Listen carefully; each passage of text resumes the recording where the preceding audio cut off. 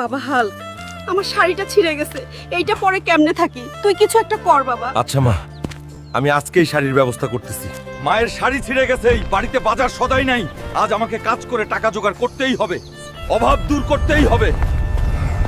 এই যে ইঞ্জিনিয়ার সাহেব, আমি কাজ করতে চাই, আমার খুব কাজের দরকার। হাল্ক, তোমার অনেক বড় শরীর, তোমার জন্য একটা কাজ আছে, কিন্তু অনেক রিস্ক আছে কাজে। করতে পারবে তো? যত রিস্কের কাজই হোক আমি করব। আমার পরিবারের অভাব আমাকে দূর করতেই হবে, আমি পারবো। কি কাজ আমাকে বলেন।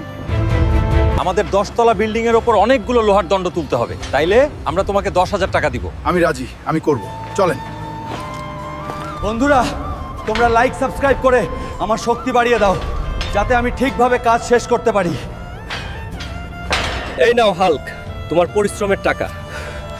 যাই, এখন বাড়ির জন্য বাজার আর মায়ের জন্য শাড়ি কিনি। আমার মায়ের জন্য একটা ভালো চাইতে শাড়ি দেন, তাড়াতাড়ি যাই।